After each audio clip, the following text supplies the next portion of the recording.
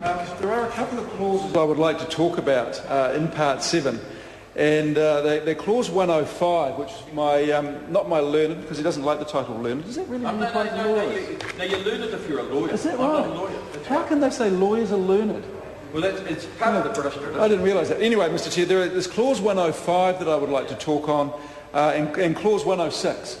But if I could start with Clause 105, and what I would like to do is take the House through the process that the Select Committee went through when deliberating on this clause, because it did cause quite a bit of debate. And Mr Norman will remember this, Mr Cunliffe will remember this, Sir Roger Douglas will certainly remember this, because it created a lot of debate within the Select Committee around how we should do this, whether we should actually be able to do this. And I remember myself, Mr Chair, bringing a case up that is very close to me. I have a very good friend who married what she thought was a very nice gentleman, and he was an osteopath, very respectable, very charming. And what she didn't know at the time of getting married is that he had problems. He had gambling problems, and he had drinking problems. And she suspects, well, he certainly had lying problems, and she suspects he might have had drug problems, but that doesn't matter. But the bottom line is he had problems. She entered into the relationship owning pretty much a house, not all of a house, she had a small mortgage, and some investments. The gentleman with whom she married, well, I shouldn't call him a gentleman because he actually wasn't, but he entered with pretty much not much at all. And so what happened is, being a little naive, but being in love, and often when we're in love we can be a little naive and we can be tricked by the lies that I suppose are told by partners. It is a chemical thing. It's irrational. He ended up. It's actually hormonal. Hormonal, chemical, whatever it is. It's a wonderful thing at times, but it can cloud the judgment. And what happened with this, Mr Chair, is he ended up taking it to the cleaners.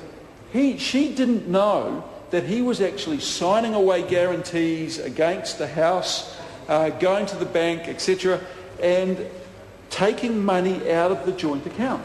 Now, what happened with this is he left. Then the bank said to her, we're foreclosing on your loans. And she said, what loans? I haven't got any loans. And the bank said, yes, you have.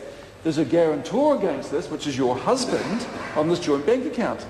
And she threw up her hands in dismay and said, I didn't know anything about this. And the bank said, well, there's nothing we can do about this. Nothing we can do about this at all. So she, at that stage, had no assets. She declared herself, actually, it was either bankrupt or an NAP, a no asset procedure, but for all intents and purposes, bankrupt, because of this guy who ripped her off when she was in love with him and told her a whole lot of sweet nothings. Now, I brought this case up with the IRD and said, can this sort of thing happen? And the IRD said, no, it can't, because what we're doing is we're talking about the IRD, not banks. Now, let me sort of clarify this in a way. And Mr Burns, I think, also brought up a constituent case where one of his constituents had been ripped off in this manner. And what the IRD said to us is they explained what was happening under current law.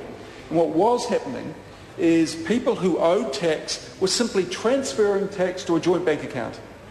And avoiding, and there is no way that the IRD could get hold of this money. And we're not talking about your average New Zealander who owes $1,000. We are talking about, well, according to the IRD, we are talking about people who owed significant amounts of money, and this was a loophole that they were simply transferring it into the account of Mr. and Mrs. John Smith, and completely untouchable. So there's nothing the IRD could do. The people that owed significant amounts of money were sitting there going, it's not my money, you can't touch my money, I've got no assets that you can touch. And the IRD said to us is all we are doing with this clause, clause 105, is actually bring it in line with other tax legislation. For example... But this doesn't show that the money has actually gone into that account. No. There's nothing in here that requires the money to be followed from the defaulter into the account. It could be someone else's money completely and been there for 20 years. Yeah, it could be, and this is the point that the Select Committee brought up. How can you make sure that this person has control of this money? Because what this did is it said that there needs to be an element of control of that money. And what the idea, well, first of all, the idea made a couple of assurances. First of all, This is only for the... Mr Chair? Dr. Paul Mr. Chair? Hutchison. The question Mr. is Chair, now can I continue? The question